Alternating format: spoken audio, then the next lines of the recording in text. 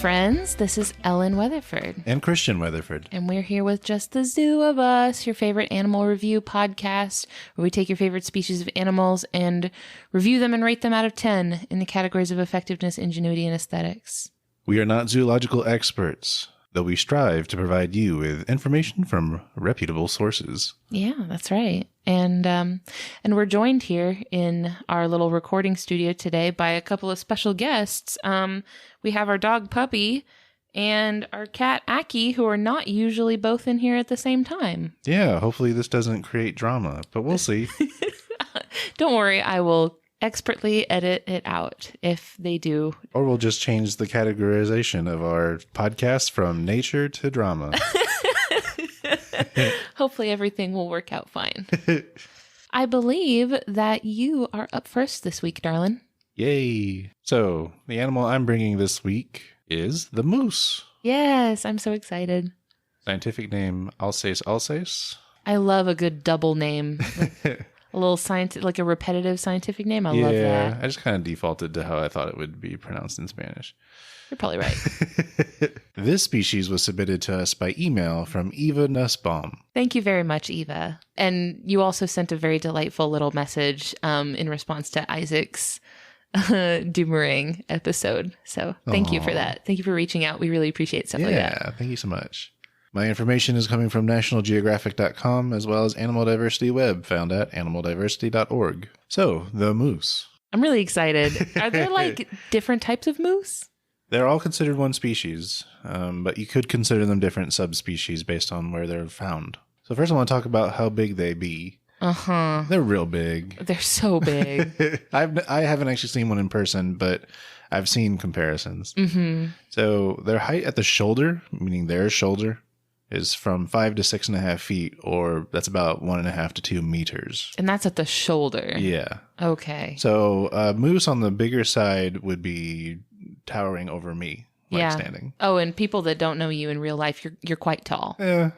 You're on the taller side. A little over 6 feet. And they weigh up to 1,800 pounds, or over 800 kilograms. Goodness. Big. That's huge. Yeah. So we live in the South, and we don't get mooses. It's moose. Moose. We don't get moose down here.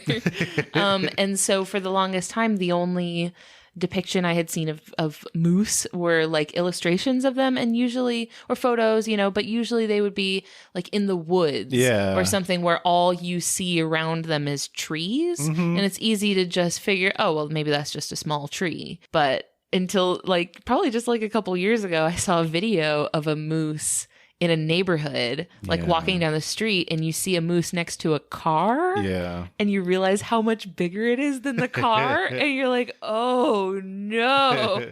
And hold on to that thought in terms of their relative size to a car, because that comes into play. Oh, good. Very good. Now, where they're found are boreal forests of the northern hemisphere. So it's not just North America. Really? Yeah. Okay. But in North America, they're found in Alaska, Canada, and parts of the contiguous United States that are on the border with Canada. Their range also extends further south along the Rocky Mountains into Utah and Colorado. So the colder areas of our country, and also our neighbor to the north, Canada. I know they're kind of an iconic Canadian animal. Yeah, I would say most of them are found in Canada. Mm-hmm. In Eurasia, the range is from the west, from Scandinavia, Poland, and southern Czech Republic to Siberia and Russia in the east. Its southern range extends to Ukraine, northern Kazakhstan, northern China, and northern Mongolia. In Europe, they're known as Eurasian elk. Oh, okay. Yeah. Interesting. Yeah, but all the same species. All right. There's been some debate around that, but currently it's considered one species. The taxonomic family they belong to is Cervidae, or the deer family. Their notable relatives include deer, elk, and caribou. Okay. They are the largest of the deer family. I would imagine so, yes. Yeah, the deer we have around here are not that big. They're smaller than a horse, It's probably halfway between a goat and a horse. It's closer to the goat, I would say. Yeah, they're not that big, which is probably the frame of reference I was using when I was imagining how big a moose was. Right. I'm thinking it's probably not that much bigger than a deer, right? Mm-hmm. They are.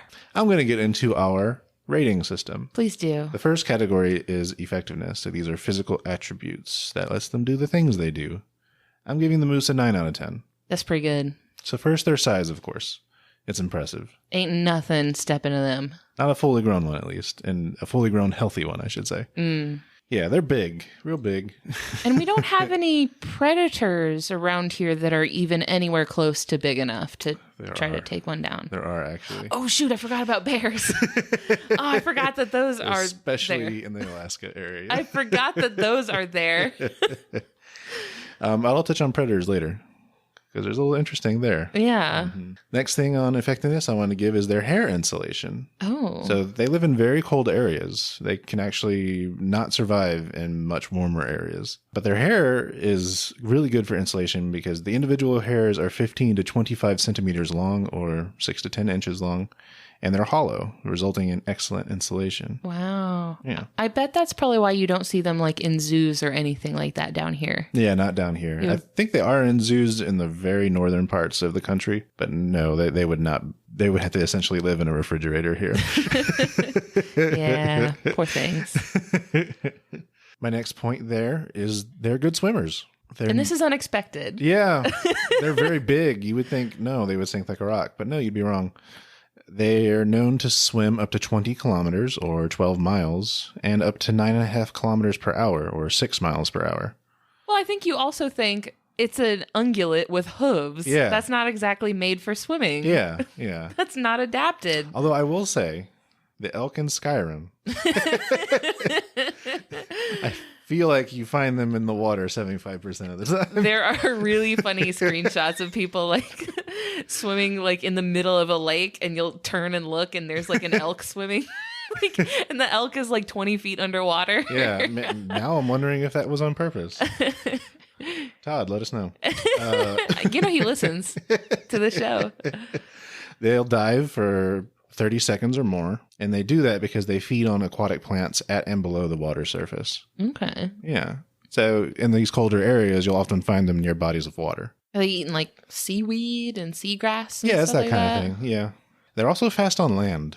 They've been clocked at a max of 56 kilometers an hour or 35 miles per hour, That's pretty good. That's some Yeah. hustle. with sustained speeds of 9.6 kilometers per hour or 6 miles per hour. This dude's coming at you like a freight train. For real. That's a It's an armored truck that's driving towards you. that's a lot of mass moving at a solid velocity.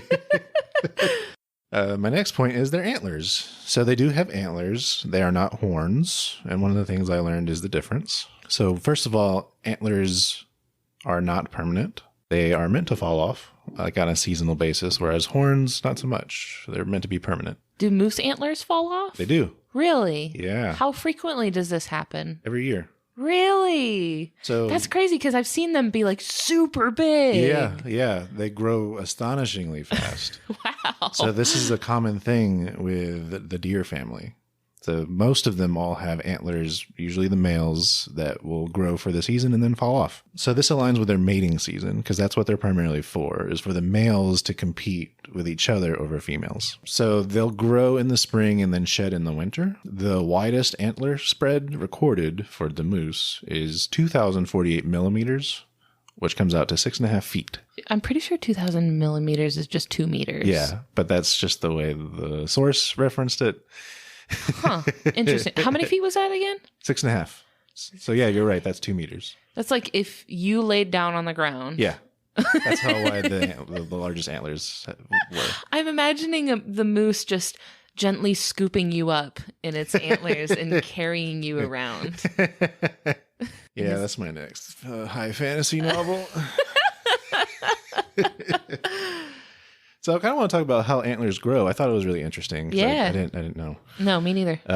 So they grow in like bone. They are made of bone, but unlike most bone, these antlers grow up to 1 inch a day. Oh my gosh. That's a huge rate of growth for That's bone. huge. Yeah. Like, to give reference, our hair, for example, grows that much in maybe a month. Just astonishing. So when they're growing in and in their early stages, they have this furry substance on them called velvet. So this is actually skin. I know how you feel about I velvet. hate velvet so much. I hate it so much. So it gives me the heebie-jeebies. So it's interesting because the velvet has blood vessels and nerves in it.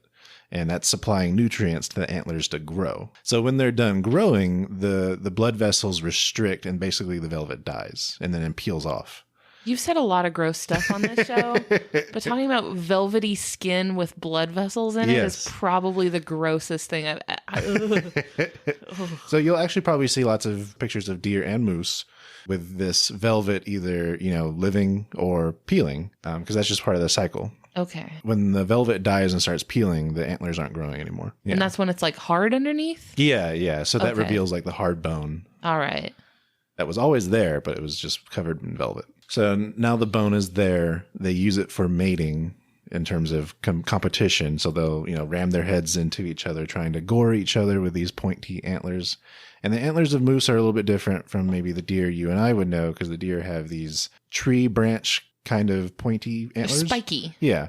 Whereas the moose antlers are more cup. I don't know how to describe this. It's like broad leaves with little it's like a bowl bits. Yeah It's like bowl shaped, and then the pointy parts are just on the very edges. And there are technical terms to describe these shapes. I just did not note them in my notes, unfortunately. Also, if you used the like scientific accurate terms, I probably wouldn't know what you were talking about. But anyway, so yeah, the mating season's over. A layer of cells forms between the antler and the skull, and effectively at some point the antler just falls off. Huh. Yeah. Don't need that anymore. It's fine. If you go through woods and other type of areas, you'll probably find deer antler all the time. Because they just fall off. I think a lot of people, if they find a deer antler, they'll think, "Oh no, where's the rest of the skeleton?" Yeah, that's not always the case. Sure. I wonder if when you go to like a pet store, you can find those like elk antlers and stuff that you can give your dogs to chew on. I wonder if that's just like shed off of a deer or an elk or whatever. Probably. I actually came across a video of this happening, which is pretty rare to see, of a moose just kind of wandering around in the snow, because they come off in the winter, just kind of wandering around in the snow, and at some point he just shakes his head and just one of them just falls off. It scares him too. It's like, oh no. Oh no. So they don't necessarily fall off at the same time, right? Oh my gosh, that's so funny. That's really funny. So you could have one walking around with just one big old antler. Which it's not uncommon to see that. Poor thing would be so lopsided. They're heavy. It would be just walking in circles all day long because it's weighed down on one side. So those are their antlers. I thought they were pretty neat. That is really cool. Yeah. And my final point for effectiveness is they have good sense of smell and hearing, but not as good vision. Okay. So they have good smell and hearing because the large surface area of both the nasal cavities and their ears. So they have this very big nose with like jowls that kind of hang over the bottom lip, but that nose is huge and there's a bunch of surface area in those cavities to pick up particles by the smell receptors. Yeah. Likewise, their ears are big, so they can pick up sound, and they can also move them independently of each other. Okay. You see this with a lot of prey animals, although... What are they prey of? Some things. But you know what? They can't see the haters. That's their effectiveness. Moving on to the second category of ingenuity. This is smart things. Could be tool use, interesting methods, or hunting tactics. Yes. Didn't find a whole lot here, so I'm just going to give a 6 out of 10. Sure. I just want to note that they are solitary, whereas lots of other kind of deer form groups. But with moose, they are normally solitary, except for during the mating season and when a mother has a baby. Oh. Yeah. I feel like with deer and other ungulates that do stick together in large groups, they're finding strength in numbers. Like they're trying to play a numbers game, sort of, because they're like, okay, well, if we're in a herd of 20 of us, like a predator is only going to be able to take on one. So like it goes back to that. I don't need to outrun the predator. I need to outrun most of you. Yeah. So like, I think for other smaller prey animals, they're finding strength in that, but I don't feel like it's a priority for the moose. Yeah. The moose does not need to bulk up its numbers to find success. Yeah. Yeah. And then another note for ingenuity, they have communications to find mates. So they have these vocalizations. They're not quite as vocal as other deer and caribou and such, but they do make vocal sounds. And can I hear a little sample of that, please? I don't actually know what they sound like. Can I have a rendition? Just your estimated. Oh, gee, Rocky. Stop it. Man, I walked into that one. But yeah, they also use their antlers to scratch trees and leave smells for other moose to find. All right, so our final category, aesthetics. Pretty self-explanatory. How cute are they? I'm going to give the moose, I was going to say 6, but I think I'm going to bump it to a 7. They're pretty cute. They have a droopy face, don't they? Yeah, they do. They have pretty droopy facial features, and they're also round. The facial features are round. They themselves are not round. I feel like their facial features are droopy just because they're so incredibly huge that they're just being weighed down by gravity. It's the land whale. And also their fur, I don't know, it looks soft. That's kind of an assumption. I wonder if it is soft. Yeah. I bet it's not. Yeah, it's probably bristly. Yeah, it's probably like coarse and probably doesn't feel very great. I kind of want to touch the velvet. Really? Do you? Yeah. Gross. I've also read that the velvet from antlers, not just moose, but deer in general, that the velvet is used in folk medicine cures type things. Okay, I could see that. Because I guess the idea is, because of the crazy fast growth rate of the antlers, they're like, oh, this will help me with name symptom ABC. I guess that makes sense. Yeah, maybe they're thinking like, oh, it's the velvet that's making things grow quickly. Yeah. There are apparently athletes that swear by it too, because you can get it as a supplement form. How is it administered? Do you eat it? Yeah, they make a pill basically. Oh my gosh, that's so gross. That's so is the thought process there like some sort of Kirby style, like if I consume part of the moose, I can absorb the moose's powers. Like I will become strong and large like moose. To me, it kind of sounded like the knee-jerk reaction to stem cells. Like, oh, I'll just take stem cells and shove them in here and then just insert into body somewhere. Yeah. All right, so those are our categories. I have some miscellaneous info for the moose. Very good. So first is their conservation status. Surprisingly, least concern. Okay. Based on the IUCN. Nothing can stop the moose. So this is their global population. There are exceptions with some local populations in Manchuria, Mongolia, and Nova Scotia. The latter is considered endangered by Canada. Yeah. Wow. Predators. Yeah. So some of their predators include bears, wolves, Amur tigers, or also known as Siberian tigers. Okay, yeah. See, I had not realized that moose also live in Asia. Yes. And so now that makes sense. And then humans, of course, that they actually supply a good bit to local economies and also meat industries. Yeah, this is like we talked about for the hippo. Like you take down one, that is a lot of meat that you're getting from one animal. Yeah. High risk, high reward. And now the last one I have here listed predator is orca whales. Uh-oh. Oh, okay. All right. Now I don't recall if we mentioned this when we talked about the orca. We did. Okay, we did. That was actually why Eva had requested the moose, was because we talked about, because of the cool stuff we talked about in the orca whale episode. So as I mentioned earlier, moose are actually very strong swimmers. And in the Alaska region, where there are lots of little islands out there, the moose is known to swim between them to find food and such. Now, that region is also home to orca whales. And they ain't nothing to mess with. Yeah. They will get you. Yeah, a moose is big, but an orca is bigger. So when the picking is there, trying to play a size game with the orca, you're going to lose. There's a funny webcomic that I think maybe made this more mainstream knowledge, where it shows a scuba diver being surprised by a diving moose, which that is surprising in of itself, but then comes an orca that just nabs it. Yeah, and also orcas, like when they hunt in pods, like they have all sorts of interesting strategies that they use, and they group up and gang up on their prey together. So it's like no contest. Yeah. The moose doesn't have much of a chance there. No, they're out of their element. But also like wolves, hunt in packs. So I bet a pack of wolves could get a moose if they really had like enough numbers. What I read was wolves will primarily take advantage when a moose finds itself in too deep of snow where it can't maneuver very well. Oh, yeah. Interesting. Because a wolf is much smaller. They probably wouldn't sink down as far into the snow as a moose would. Yep. So they're kind of like using the moose's size against it. Right. And then, of course, all those predators will take advantage of a young moose. True. Go stay with mommy. Yeah. That flap of furred skin. I was wondering about that. It's called a bell. A bell. Yes. Not a waddle, as I had assumed. Correct. I couldn't find what the purpose of it is, but supposedly it's more common in males than females. So maybe it's something of an Adam's apple type deal. Just, bumped up to 10. Huh.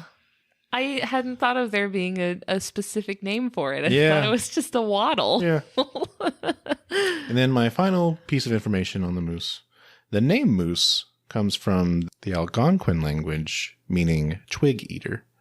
So the Algonquins being a Native American tribe from the Quebec and Ontario regions of Canada.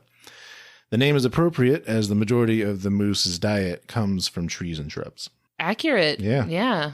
And according to Grammarly.com, the correct plural form of moose is also moose. And that's because it kept the same plural ending it had in its original language instead of adopting the normal S ending of most English plurals. And there was no change to the plural in its original language? Right. That makes sense. Mm-hmm. Yeah, so you'll often hear other people try to use words like mooses or meese. Like I did like 20 minutes ago. I don't know if you were going to leave that in or not. Well, now I have to. Otherwise, my joke won't make sense. Yeah, you're right. So that's the moose. I love it. When we were talking about like the animals we were going to do this week, and we were talking about you doing the moose, I was thinking about how it's an iconic like Canadian animal. Like a lot of times when you think of Canadian wildlife, you think of moose. It's like right there. And I was thinking that what we as a general population ought to do is take the title Canada off of the Canada goose because it has not earned it, and give it to the moose and call it the Canada moose. And no longer call it the Canada goose. Because the Canada goose, they don't even go back to Canada anymore. They live here year round. Yeah. We cannot get rid of them. They're now the Florida goose. So I don't think that they have deserved the right to keep Canada in their name. And I think it should be reallocated to the Canada moose. Maybe. I don't know, though. Because now that we know they're also in different parts of the world. Maybe it could be a subspecies. I don't know. I don't make the rules. I'm not a taxonomist. Oh, speaking of which, so earlier we had mentioned their size relative to a car. There's a big problem with automobile collisions and moose. Oh, no. You're going to wreck your car. Yeah, it actually causes a lot of damage and fatalities. Oh, no. Really? Yeah. Huh. Yep. Wow. Because I've heard that if you hit a deer with your car, you can get some damage. But the deer's the one that's going to die, not you. It's also probably going to total your car. Yeah. But a moose, you have all that and also probably not going to walk away from it. Yeah. If you're going fast enough. Man. Because that's like running into like the side of a train. Yeah. I mean, you're essentially hitting another car at that point. Yeah. A parked car. An armored vehicle. Oh, man, that's crazy. Yeah, we don't live in a part of the country where we get any animal that big. None of our animals are that big. Not on land, at least. No, we don't have any critters that are quite that large. Yeah. We have we have black bears that are like large dogs. Yeah. Like they're not really that big. Yeah. We got gators, which have the length component to them, but they're not that tall. Now, you will hear all sorts of stories about, car accidents involving regular deer. Interesting. This is just a buffed up deer. This is this is the final evolution of the deer. So the deer is like probably the mid stage, is like the goat is the baby Pokemon, and then it evolves into a deer, and then the final evolution is the moose. Thank you. If you want to at us, at Ellen. Yeah, don't drag Christian into this. I will not respond. He won't, because he never uses Twitter, so he probably won't even see it. Thanks, baby. No problem. Okay, babe, what do you have for us this week? So this week, I'm talking about the desert rain frog. Ah. Yes. The meme frog. It is the one from the... Yes. The scientific name is Breviceps macrops. Ooh. And the species was originally submitted by Amber O'Charon, and then it was elected this week via the social media poll. So every time we're getting ready to do an episode with you and me, and not with an external guest, we always, on our social media platforms, so on Facebook, Twitter, and Instagram, we put out a poll where you guys can vote on the next animal that we do.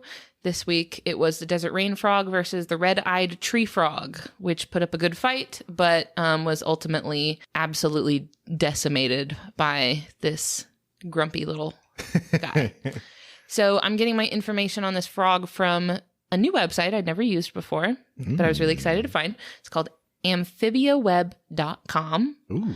And this is a website that is made and maintained by the University of California at Berkeley. Ooh. It's a really good information source on all things amphibian. Nice. So this desert rain frog, they only get to up to about 2.5 inches long, or 6 centimeters. So they're really not that big. It's like not even it's not even a whole finger long. Yeah. They're a little guy. And they are found along this really kind of narrow strip of coastal desert along the western coast of South Africa and Namibia. Oh. So it's desert around there, but they live in an area of the desert that's very close to the coast of the Atlantic Ocean. That's an interesting combination. There's an important reason for that. So the taxonomic family they belong to is called Brevicipitidae. Whoa. And these are rain frogs. So actually the name desert rain frog, the rain frog part refers to the family of frogs that they're from. Okay. So the rain frogs. There are a lot of other types of rain frogs. I didn't count how many. I'm sorry, but there's a bunch. If you've ever seen a picture of a frog that is very round and very grumpy, it's a rain frog. That's just what they look like. They're the round, grumpy ones. And mostly they're found in Africa, too. So I'm just going to jump right into effectiveness for them, because I feel like you probably already know the frog that I'm talking about. Yeah. If you don't worry. I'll fill you in. I'll loop you in on this sort of inside joke that we're all in on. That comes later, though. For effectiveness, I give the desert rain frog a 7 out of 10, although I was kind of leaning towards a 6. But I gave it a 7 because it does have some good adaptations. Maybe 6.5 would be good. Like a passing grade, but like a barely passing grade. So you're probably wondering how frogs, which are known to need a lot of moisture and wetness to survive, how can that survive in a desert? Right? Yeah. You'd be surprised to know that there's actually a lot of frogs that live in the desert. Whoa. Yeah. So this particular rain frog lives in that area I was talking about, which is close enough to the coast that what happens is fog from the ocean makes it that far inland that the fog and the mist that rolls in actually makes it to the dunes where they live. Oh. Yeah. So the frog is then able to actually absorb the water from the fog through its skin. Frogs do this. This is a normal thing for frogs, is that they like breathe and absorb things through their skin. So they don't actually have to drink water with their mouth. Okay. Which is good because there's no standing water where they live. It's a desert. Is this also the same area where there's that beetle that like collects, like it lets the fog condense on its back and then it like drips down to its mouth or something? I've never heard of this in my life, but I mean, that sounds really cool. But so they live in this area where there's enough fog that they have enough moisture that they can survive, because they don't have to drink it with their mouth. They just suck it up through their skin. Since there isn't much or hardly any standing water available where this frog lives, it reproduces via direct development, which is something we've talked about before. This is something you see in not like most necessarily, but some species of frogs, where the egg hatches essentially fully developed rather than hatching into a tadpole, and the tadpole over time grows into a frog. Right. They're born with like all the parts that they need to be a normal frog. They don't have to like swim around in water and be a tadpole. They just hatch ready to go. Okay. Yeah. The next thing for effectiveness is their body shape was described by this very academic and very scientific website with my new favorite word, globose. Meaning spherical. Aw. Globose, like a globe. Yeah. This frog is round. This is a round boy. So it looks like a ball. It's completely round. And its little legs are so tiny. It has tiny little legs and tiny little feet. They're too small for it to hop. Oh, it cannot hop. The one thing. I know the thing frogs do. You ask any child in the universe, like, hey, what do frogs do? They hop. Now, are they like this all the time? I guess I thought they only puff up for, I don't know. No, that's what they look like. Okay. They're not puffed up. Well, I would be angry too. This is what they look like. Can't do nothing. They're just round. So they're, as you can imagine, they are not very agile at all, and they move around only by just walking around on the sand. So they cannot hop. This poor thing. I know. They're so slow. They just kind of like waddle with their tiny legs. So its only real tool for like evading predators is its camouflage. So their body it's like tan colored. It's like a light tan color. And its skin is bumpy with these splotchy brown and gray marks all over it. So it actually does blend in with the sand around it. So it can be kind of difficult to see. And since their skin is also like kind of wet, the sand tends to stick to it. So they're actually kind of covered in sand. Okay. So it makes them blend in pretty well. That's really it, though. Why are they round, though? Hey there, it's me, post-recording Ellen. While editing this episode, I happened upon a Tumblr post by herpetologist Dr. Mark D. Schertz, where he actually answered this exact question, why are rain frogs so round? He gave a very thorough response about rain frog anatomy that, for the sake of brevity, I will summarize as follows.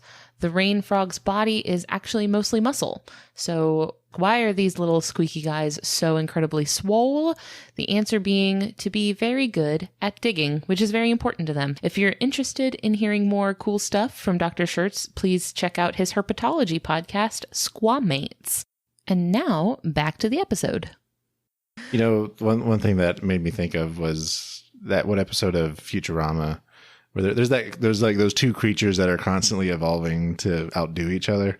There was this one where the frog one could blow up to where like the snake couldn't swallow it. Oh man, that's good. So another thing I wanted to mention is that they have horizontal slit pupils.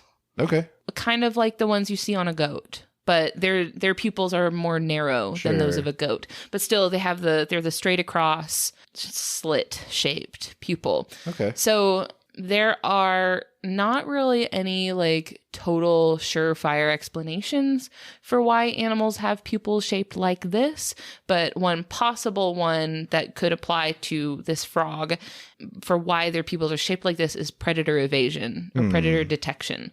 So with a wider pupil, what you end up with is less detail. So it's not as sharp, but a much wider range of view. So you can see things from a much wider angle around you. So if you see something moving, it's easier for you to detect that. Like if you see something moving behind you or like off to an angle, like you can see more things around you. So it's good for a prey animal to be able to see wider angles. Sure. That's a thought about why they're shaped like that. And that's something that would apply to both goats and this frog. Yeah. Although I was thinking about that and I was like, even if they could see the predator, they could not hop away. They would not have very many options. They don't have a lot of tools in their belt for evading a predator. Although I would imagine that like, since they can't move very fast, they would probably just stay still, right? Yeah. Because they got camouflage. So just a thought. The last thing for effectiveness is that they have webbed toes. Their toes have like a thick, fleshy webbing. Okay. So this is something you see a lot with aquatic animals that like use it for moving through the water. But for this frog, it is for, first of all, helping them gain traction on the sand so that they can move through the sand. It's kind of like a paddle. But what the webbed feet are particularly good for is for digging. Oh. So digging into the sand is really important for them because they stay burrowed under the ground during the daytime when the sun is out. Okay. Yeah. So that actually brings me to ingenuity. The next section, I give them a 5 out of 10. Sure. It's just a frog, y'all. It's just a frog. So they, like I just mentioned, they dig burrows in the sand, and that's where they spend all day long. They only come out at night, and they tend to be more active on more foggy, humid nights.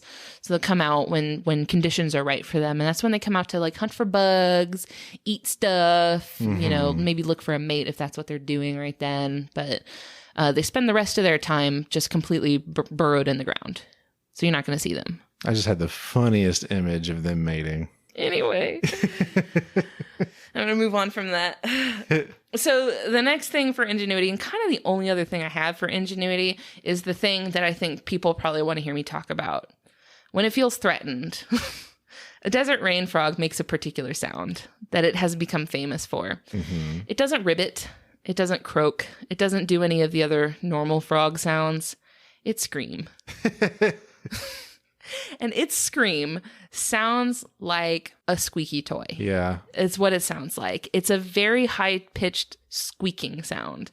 So this was famously captured by nature photographer Dean Boshoff, who posted a video of it to YouTube in 2013 that at the time of this recording has been viewed 18 million times. Ooh. And that's just the original video. You know, it's been like re-uploaded 100 billion times. But yeah, the original video has 18 million views. So a lot of people have heard this little frog. When he's so mad too, he got his little grumpy face and he's like jumping around like he's trying to act tough. Like he's really trying to act like hard, and he's making the little kind of sound. Oh, look at him. Our cat looked at me really funny when I did that. He did not care for that. Yeah, so I'll probably drop some audio from that video in right about here. Yes.